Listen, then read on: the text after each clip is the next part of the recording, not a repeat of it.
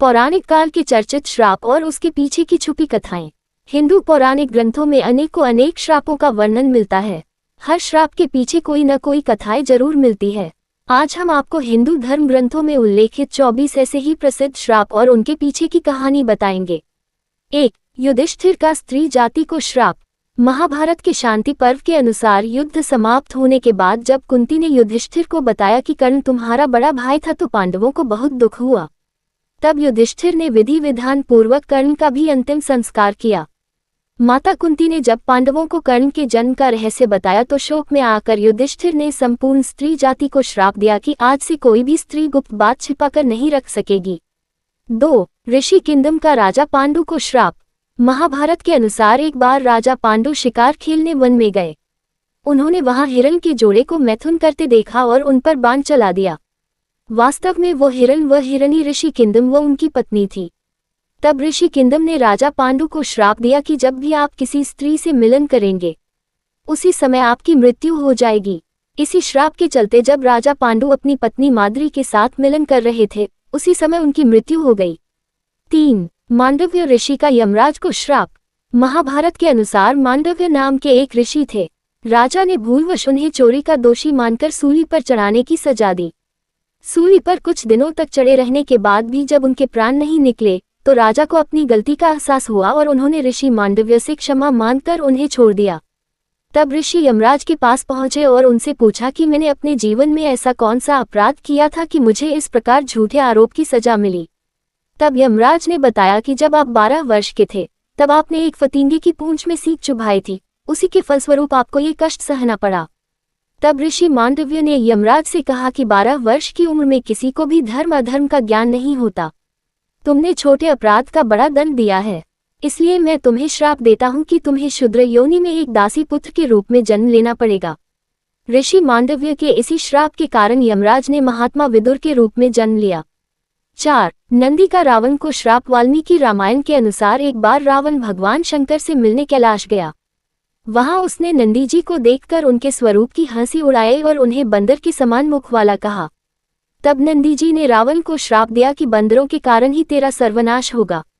5. कद्रू का अपने पुत्रों को श्राप। महाभारत के अनुसार ऋषि कश्यप की कद्रू व विंता नाम की 2 पत्नियां थीं। कद्रू सर्पों की माता थी व विंता गरुड़ की। एक बार कद्रू व विंता ने एक सफेद रंग का घोड़ा देखा और शर्त लगाई। विंता ने कहा कि ये घोड़ा पूरी तरह सफेद है और कद्रू ने कहा कि घोड़ा तो सफेद है लेकिन इसकी पूंछ काली है। कद्रू ने अपनी बात को सही साबित करने के लिए अपने सर्प पुत्रों से कहा कि तुम सभी सूक्ष्म रूप में जाकर घोड़े की पूंछ से चिपक जाओ जिससे उसकी पूंछ काली दिखाई दे और मैं शर्त जीत जाऊं। कुछ सर्पों ने कद्रू की बात नहीं मानी। तब कद्रू ने अपने उन पुत्रों को श्राप दिया कि तुम सभी जन्मेजय के सर्प यज्ञ में भस्म हो जाओगे। 6. उर्वशी का अर्जुन को श्राप। महाभारत के युद्ध से पहले जब अर्जुन दिव्यास्त्र प्राप्त करने स्वर्ग गए तो वहां उर्वशी नाम की अप्सरा उन पर मोहित हो गई। ये देख अर्जुन ने उन्हें अपनी माता के समान बताया। ये सुनकर क्रोधित उर्वशी ने अर्जुन को श्राप दिया कि तुम नपुंसक की भांति बात कर रहे हो, इसलिए तुम नपुंसक हो जाओगे, तुम्हें स्त्रियों में नर्तक बनकर रहना पड़ेगा। ये बात जब अर्जुन ने देवराज इंद्र को बताई तो उन्होंने कहा कि अज्ञातवास के दौरान ये श्राप तुम्हारी मदद करेगा और तुम्हें कोई पहचान नहीं पाएगा। 7. तुलसी का भगवान विष्णु को श्राप। शिवपुराण के अनुसार शंखचूड़ नाम का एक राक्षस था। उसकी पत्नी का नाम तुलसी था। तुलसी पतिव्रता थी जिसके कारण देवता भी शंखचूड़ का वध करने में असमर्थ थे। देवताओं के उद्धार के लिए भगवान विष्णु ने शंखचूड़ का रूप लेकर तुलसी का शील भंग कर दिया। तब भगवान शंकर ने शंखचूड़ का वध कर दिया। ये बात जब तुलसी को पता चली तो उसने भगवान विष्णु को पत्थर हो जाने का श्राप दिया। इसी श्राप के कारण भगवान विष्णु की पूजा शालिग्राम शिला के रूप में की जाती है। 8. श्रृंगी ऋषि का परीक्षित को श्राप। पांडवों के स्वर्गारोहण के बाद अभिमन्यु के पुत्र परीक्षित ने शासन किया। उसके राज्य में सभी सुखी और संपन्न थे।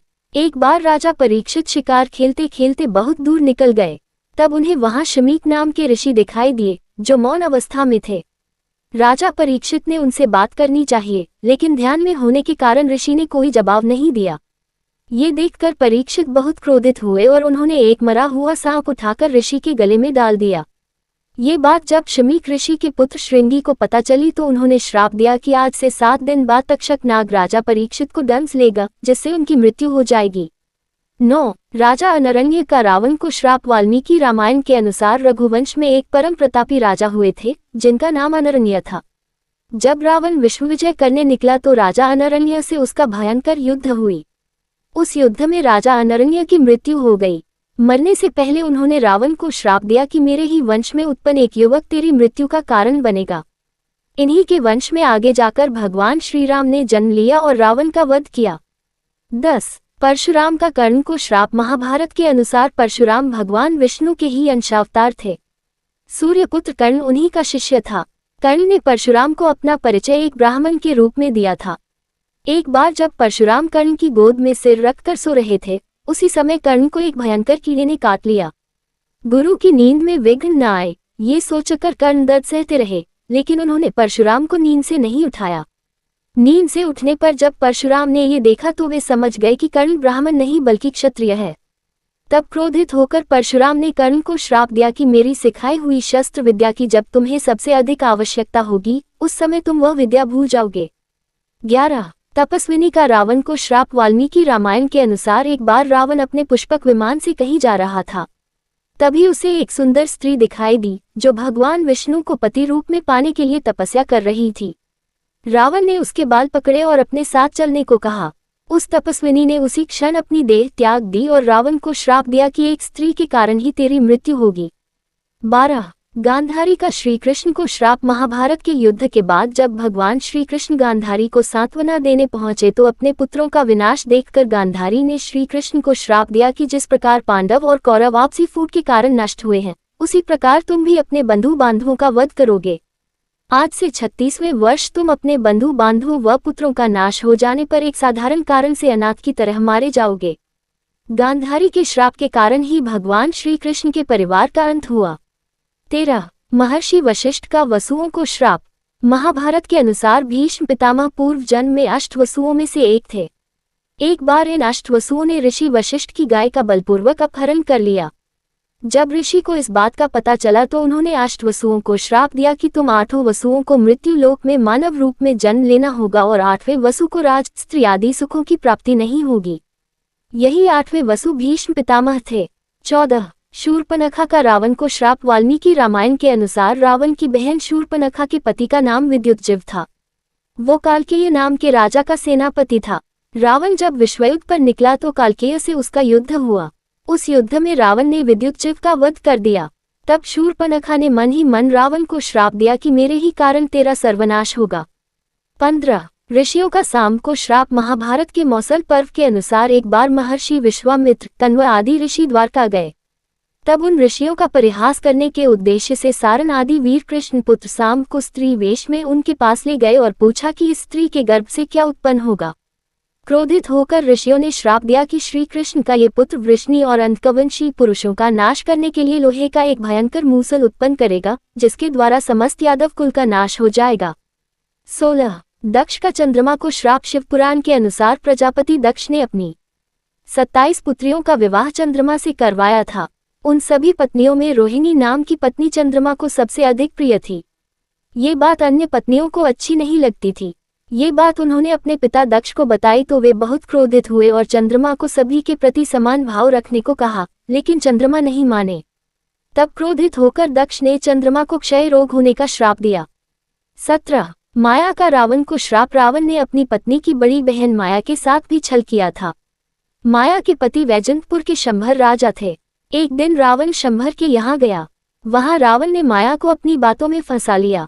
इस बात का पता लगते ही शंभर ने रावण को बंदी बना लिया। उसी समय शंभर पर राजा दशरथ ने आक्रमण कर दिया। इस युद्ध में शंभर की मृत्यु हो गई। जब माया सती होने लगी तो रावण ने उसे अपने साथ चलने को कहा। तब माया ने कहा कि तुमने वासना युक्त होकर मेरा सतीत्व भंग करने का प्रयास किया, इसलिए मेरे पति की मृत्यु हो गई, अतः तुम्हारी मृत्यु भी इसी कारण होगी। 18. शुक्राचार्य का राजा ययाति को श्राप। महाभारत के एक प्रसंग के अनुसार राजा ययाति का विवाह शुक्राचार्य की पुत्री देवयानी के साथ हुआ था। देवयानी की शर्मिष्ठा नाम की एक दासी थी। एक बार जब ययाति और देवयानी बगीचे में घूम रहे थे तब उसे पता चला कि शर्मिष्ठा के पुत्रों के पिता भी राजा ययाति ही हैं, तो वह क्रोधित होकर अपने पिता शुक्राचार्य के पास चली गई और उन्हें पूरी बात बता दी। तब दैत्य गुरु शुक्राचार्य ने ययाति को बूढ़े होने का श्राप दे दिया था। 19 ब्राह्मण दंपत्ति का राजा दशरथ को श्राप। वाल्मीकि रामायण के अनुसार एक बार जब राजा दशरथ शिकार करने वन में गए तो गलती से उन्होंने एक ब्राह्मण पुत्र का वध कर दिया। उस ब्राह्मण पुत्र के माता पिता अंधे थे। जब उन्हें अपने पुत्र की मृत्यु का समाचार मिला तो उन्होंने राजा दशरथ को श्राप दिया कि जिस प्रकार हम पुत्र वियोग में अपने प्राणों का त्याग कर रहे हैं, उसी प्रकार तुम्हारी मृत्यु भी पुत्र वियोग के कारण ही होगी। 20 नंदी का ब्राह्मण कुल को श्राप। शिव पुराण के अनुसार एक बार जब सभी ऋषिगण, देवता, प्रजापति, महात्मा आदि प्रयाग में एकत्रित हुए तब वहां दक्ष प्रजापति ने भगवान शंकर का तिरस्कार किया। ये देखकर बहुत से ऋषियों ने भी दक्ष का साथ दिया। तब नंदी ने श्राप दिया कि दुष्ट ब्राह्मण स्वर्ग को ही सबसे श्रेष्ठ मानेंगे तथा क्रोध, मोह, लोभ से युक्त निर्लज ब्राह्मण बने रहेंगे। शूद्रों का यज्ञ करवाने वाले व दरिद्र होंगे। 21 नलकुबेर का रावण को श्राप। वाल्मीकि रामायण के अनुसार विश्व विजय करने के लिए जब रावण स्वर्ग लोक पहुंचा तो उसे वहां रंभा नाम की अप्सरा दिखाई दी। अपनी वासना पूरी करने के लिए रावण ने उसे पकड़ लिया। तब उस अप्सरा ने कहा कि आप मुझे इस तरह से स्पर्श न करें, मैं आपके बड़े भाई कुबेर के बेटे नीलकुबेर के लिए आरक्षित हूँ, इसलिए मैं आपकी पुत्रवधू के समान हूँ। लेकिन रावण ने उसकी बात नहीं मानी और रंभा से दुराचार किया। ये बात जब नीलकुबेर को पता चली तो उसने रावण को श्राप दिया कि आज के बाद रावण बिना किसी स्त्री की इच्छा के उसको स्पर्श करेगा तो उसका मस्तक 100 टुकड़ों में बट जाएगा।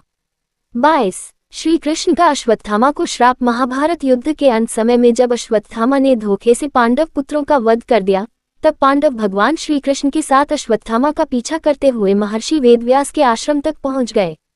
तब अश्वत्थामा ने पांडवों पर ब्रह्मास्त्र का वार किया। ये देख अर्जुन ने भी अपना ब्रह्मास्त्र छोड़ा। महर्षि व्यास ने दोनों अस्त्रों को टकराने से रोक लिया और अश्वत्थामा और अर्जुन से अपने अपने ब्रह्मास्त्र वापस लेने को कहा। तब अर्जुन ने अपना ब्रह्मास्त्र वापस ले लिया, लेकिन अश्वत्थामा ने अपने अस्त्र की दिशा बदलकर अभिमन्यु की पत्नी उत्तरा के गर्भ की ओर कर दी।